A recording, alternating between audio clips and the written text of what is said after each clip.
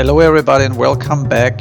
Believe it or not, I have my 3D digital paper model from Hill Valley ready for you, so you can download and check it out by yourself and fly around. And you also see then how I was doing the lighting and added some textures.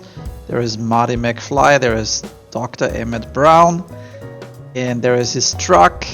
And this is where I made my store. It's a retail design visualization, and yeah, this is all in real time. And you can check out this paper model right now and download this experience. For an architectural illustration, creating these digital models, this is really cool. And it doesn't matter if you're going to use Revit, if you're going to use SketchUp, 3ds Max, or any other, professional tools in the industry. That's basically what you can do. You can bring it then into real time, and you can retrace it like what I did here. And just to be absolutely clear, then I was shading and texting this here, and you can see here the glass reflections. Very clear to see even the skies and everything in real time. And I also wanted to say, of course, the whole thing is not shaded and lit, but you can clearly see here like the facade. I did added shaders or like texture maps, and you can fly around the whole city. And what's really cool about it is that I was also downloading or using then models from SketchUp and prepared everything and did the data preparation to get this paper model done here. And that's a fan art. I actually love Back to the Future.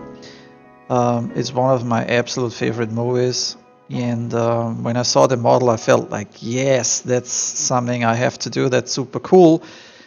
And I guess what's really nice about it is, as you can see, once you start the lighting and shading and add some reflections, you see it even here on the truck, like reflections, the glossiness on top of it. That's super cool. That you can do really nice things. You see it here on the reflections from the truck. I added some lights here also, and now I went underneath. So I guess we need also the DeLorean. I should work on that. Then you see areas here, for instance, the Texaco gas station. It's unlit, but it's a paper model at this point.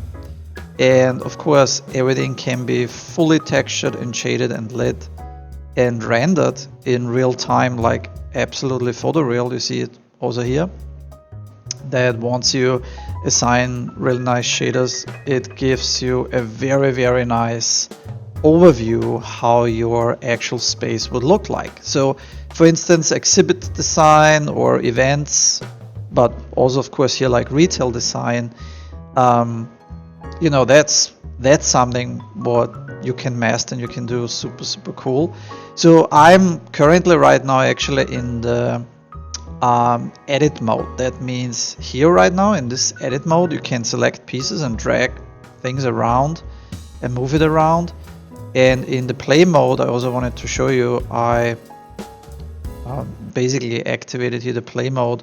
You also see like I did animations. There's first of all music in the background, but also, for instance, I had this crazy idea to put the flux capacitor into the shoe. So you have basically a power shoe, and it's so much fun. I just really think it's like really fun.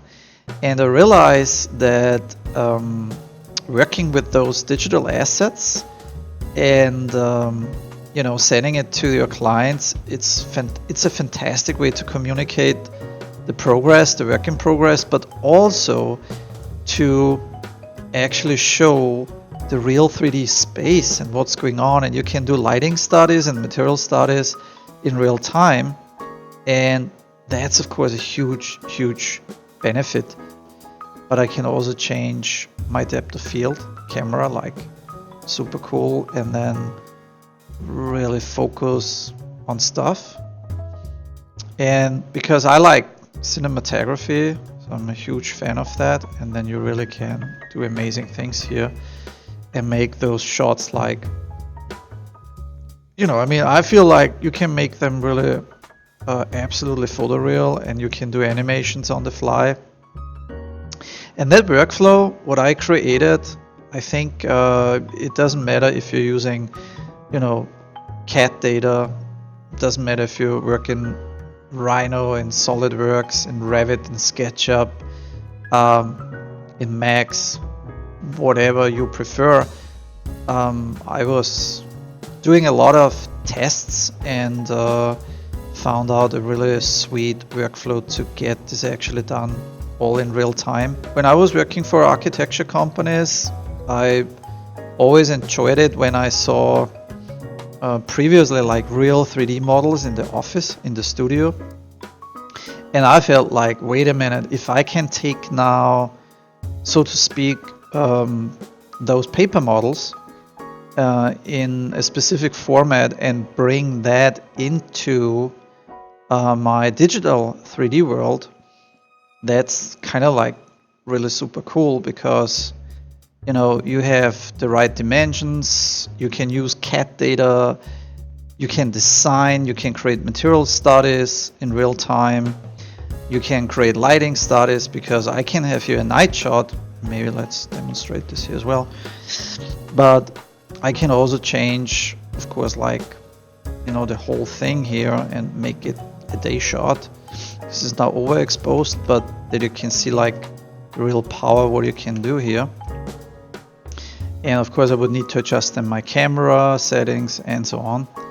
But as you can see, it gives a lot of options. If you are not going to see the reflections or the glass translucency, then you have probably not an RTX card, or I would say like 100%, because like my demos, what I created here, if you look at that, is based everything on real-time ray tracing. So lots of people ask me, Bernhard, like I cannot see the glass. It doesn't look as real like what you show me in your demo. What is going on? And that's very easy to fix, because no glass reflections or refractions, especially the retraced refraction, if you can't see that as nice, you just need an RTX card. That's it. That's all what you need. And I mean, I don't have the most expensive RTX card.